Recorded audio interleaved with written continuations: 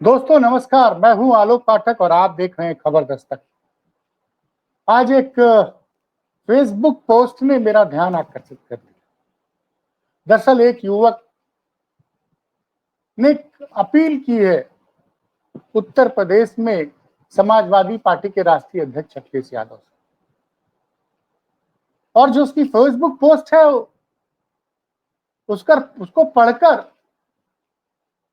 मैंने उस लड़के का दर्द महसूस किया, इसलिए मैं जिक्र कर रहा हूं। इस युवक का नाम अतुल कुमार है।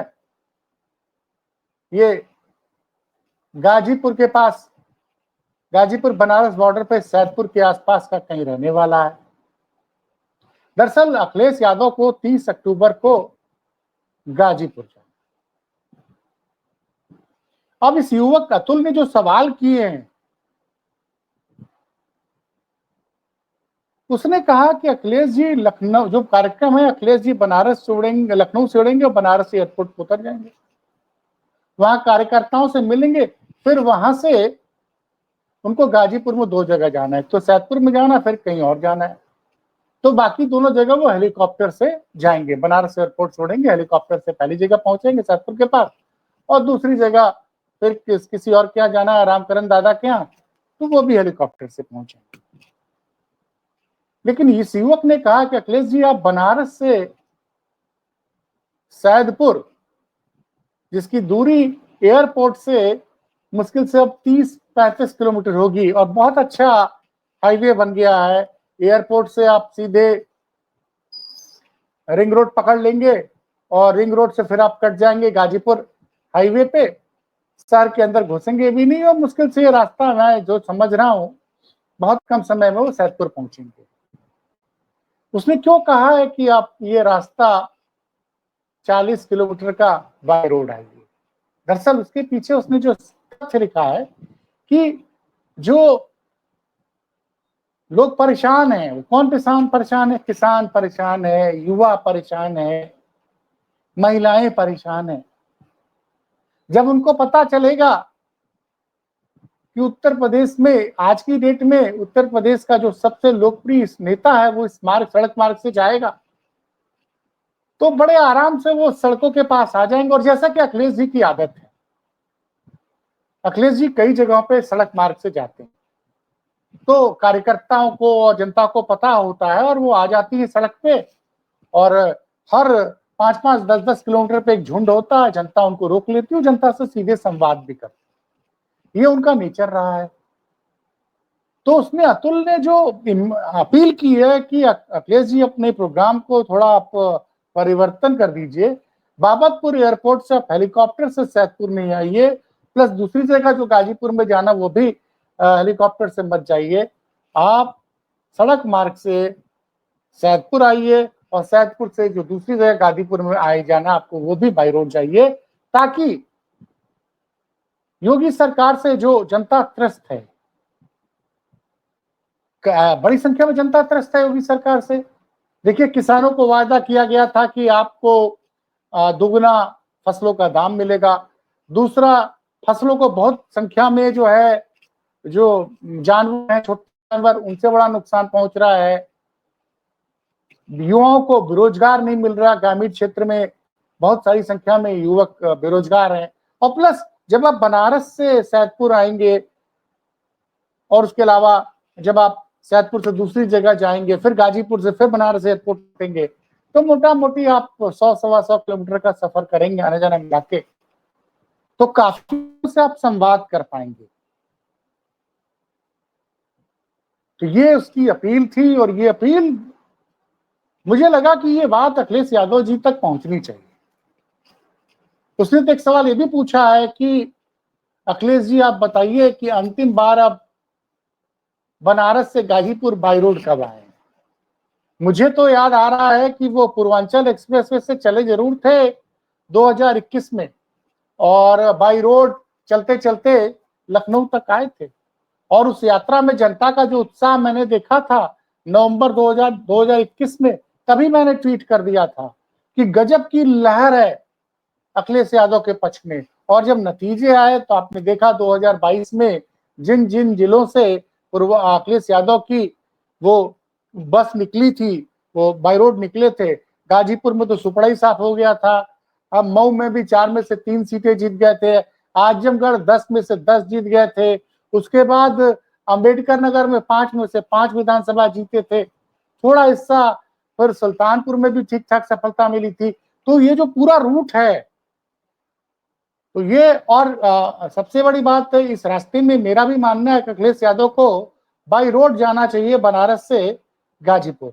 कारण क्या है कि चंदौली वो उतरेंगे बाबतपुर एयरपोर्ट पर, जो चंदौली लोकसभा का हिस्सा है। और उसने एक दर्द भी, उसने एक युवक का दर्द है, मुझे लगता है वो युवक समाजवादी पार्टी की विचारधारा से ज्यादा प्रभावित है कि बनारस में तो खाता खुल ही नहीं पा रहा है पिछले 2 बार से।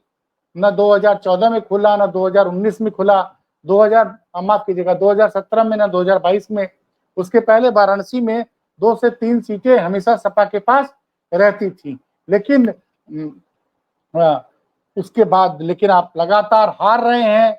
2017 में विधानसभा चुनाव में 8 की 8 सीट हार गए थे। 2022 में भी 8 की 8 सीट हार गए थे। तो वो बनारस में तो वैसे वो पदयात्रा करते हैं, लेकिन चुनाव के समय करते हैं, वो निकालते हैं। लेकिन इस चीज का जो उस लड़के ने कहा है, अतुल यादव ने, जो माफ कीजिए अतुल ने जो बोला है, वो बहुत बढ़िया बोला है उसने कि बाई रोड चले, थोड़ा सा आ रहे हैं तो थोड़ा सा देर, भाई हेलीकॉप्टर से आपका क्या होगा, 1 घंटे समय ज्यादा लगेगा। लेकिन जैसे ही पता चलेगा कि 30 अक्टूबर को, कि मैं खुद भी कई बार उनके काफिले के साथ रहा हूं। मुझे याद है कि मैं आपको बताऊं कि जून 2023 में, जी हाँ, जून 2023 में नैमिषारण्य में समाजवादी पार्टी के बूथ कार्यकर्ताओं का ट्रेनिंग कैंप, और वहां से अखिलेश जी बस से चले नैमिषारण्य से, और उसके बाद वो चलते गए, आते गए। और उस दौरान ही मैंने 2023 में, आप मेरी फेसबुक पोस्ट और ट्विटर पोस्ट देख सकते हैं, मैंने लिखा था कि अखिलेश जी के प्रति जो दीवानगी हमने देखी थी, अब बताइए, मैं जून 2023 से मैंने वो दीवानगी देखी थी, उसके बाद तो आपने देखा है क्या है। तो अभी एकदम सही समय है।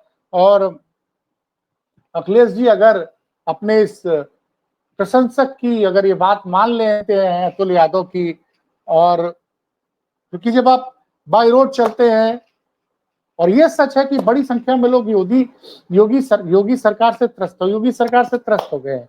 असंतोष है, जबरदस्त असंतोष है, क्योंकि 9 साल होने जा रहे हैं योगी जी को सत्ता में आए हुए, और जो भी वादे मोदी योगी सरकार ने किए थे, जो भी वादे मोदी योगी सरकार ने किए थे, वो डबल इंजन की सरकार खासकर यूपी में करने में फेल रही है। और पूर्वांचल को बड़ी उम्मीद थी कि विकास होगा, लेकिन विकास तो दूर की बात है। सड़कों में ट्रैफिक का ये हाल है। बनारस की बड़ी समस्या है कि बनारस में जाम लगता है। पहले अखिलेश जी ने 2015-16 में ही पास कर दिया था मेट्रो का प्लान। मेट्रो के लिए सर्वे हो गया था कि अंडरग्राउंड बनारस में मेट्रो चलेगी। तो पहला काम किया अखिलेश योगी सरकार ने आते ही कि वो मेट्रो का प्लान ठंडे बस्ते में डाल दिया। अब एक वहां पे है रोपवे चलने वाली है, और पता नहीं वो कब चलेगी। पहले तो सूचना थी, और रोपवे जानते हैं, रोपवे चलेगी सिर्फ 3.5 किलोमीटर कैंट स्टेशन से लेकर दशा समेत तक। जबकि मैं बनारस की बात करूंगा कि अखिलेश यादव जब मुख्यमंत्री थे तो शहर पे जाम लगता था, मड़ुआडीह पे, तो वहां पे उन्होंने रेलवे ओवरब्रिज बनवा दिया था। और कई जगह बनारस और सामने घाट और रामनगर को जोड़ने के लिए नेताजी ने पुल का शिलान्यास किया था 2007 में। वो पुल पूरा बन के तैयार हुआ था अखिलेश जी के शासनकाल में। ये ठीक है, सरकार चली गई थी, योगी जी ने उसका उद्घाटन किया था। प्लस बनारस में सड़कों की चौड़ीकरण की शुरुआत भी अखिलेश यादव की सरकार में हुई थी, जब वो 2012 से लेकर 2017 तक उत्तर प्रदेश के मुख्यमंत्री थे। और तो ये जो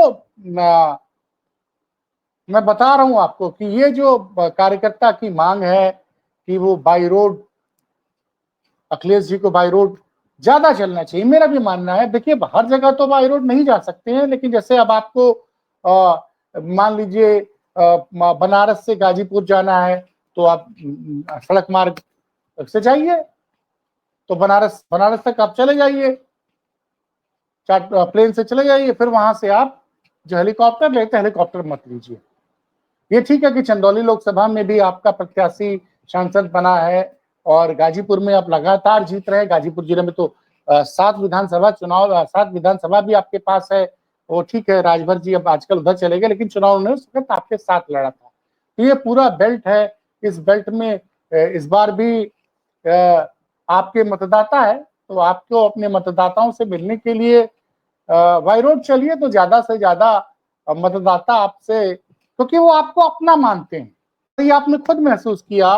ये मैं क्योंकि अखिलेश जी के लिए जो मैंने बताया ना कि मैंने जून 2023 में लिख दिया था, मैं नैमिषारण्य से आ रहा था, तब तो इंडिया गठबंधन भी एग्जिस्ट नहीं, इंडिया गठबंधन भी की चर्चा ही नहीं हुई थी। इंडिया गठबंधन की बातचीत शुरू हुई थी जुलाई के महीने से। पहली बैठक इसकी, अगर मैं सही हूं तो पहली बैंगलोर बैठक इसकी बैंगलोर में हुई थी। तो ये, और उस क्षेत्र में कई सीटें समाजवादी पार्टी ने जीती थी। तो अब चूंकि चुनाव 15-16 महीने है, चुनाव की घोषणा तो जनवरी 2027 के पहले हफ्ते में हो जाएगी। तो अखिलेश जी को अपने इस कार्यकर्ता या इस युवक की, अतुल की बात पे विचार करना चाहिए। और ऐसे ही कार्यकर्ता दरअसल बेसिकली जो है समाजवादी पार्टी की ताकत है। मैंने देखा है कि समाजवादी पार्टी का कार्यकर्ता मेहनत करता है, 20-25 हजार 15 हजार कमाता है और 2-4-5 हजार रुपया अपने पैकेट से खर्चा करता है और समाजवादी पार्टी का और अखिलेश यादव की योजनाओं का प्रचार प्रसार करता है। तो ऐसे ही कार्यकर्ता अतुल यादव जैसे पता नहीं कितने कार्यकर्ता आपको मिल रहे। मैं तो 2024 का लोकसभा चुनाव का जिक्र कर रहा हूं, मैं मैनपुरी में घूम रहा था, मैनपुरी में डिम्पल जी को चुनाव लड़ना था, वहां मुझे कुछ युवा मिल गए। वो क्या कर रहे थे कि उनको वो हर बूथ पे काम कर रहे थे, वो लोग पढ़े लिखे लड़के, और वो जो लड़कों की टीम मिली थी वो लड़के सब रहने वाले थे आगरा के और नोएडा के। और पता चला वो हर बूथ पे लोगों का देख इंश्योर कर रहे थे कि वोटर कम आ रहे हैं, वोटर लिस्ट में नाम रहे कोई, और उनकी जो परेशानियां हैं। तो ग्राउंड वर्क मैं जो 2024 के लोकसभा चुनाव में देखा था मैंने, वही 2027 के लिए भी उसी तरह से ग्राउंड वर्क होना चाहिए। और अगर आप सड़क मार्ग से ज्यादा चलेंगे तो ज्यादा से ज्यादा आपको, क्योंकि योगी जी तो सड़क मार्ग से चलते नहीं है, और गाजीपुर जिले में तो हाल में ऐसी घटनाएं हुई है कि भाजपा कार्यकर्ता की ही पुलिस की पिटाई से जान चली गई थी, ये किसी से छिपा नहीं है। तो ये जो स्थितियां हैं, इसमें मद्देनजर मुझे लगा कि अतुल जैसे कार्यकर्ताओं की बात जो अखिलेश जी को सुननी चाहिए और ज्यादा से ज्यादा सड़क मार्ग से उत्तर प्रदेश का दौरा करें, ताकि वो आम जनता की परेशानियों से रूबरू हो सके।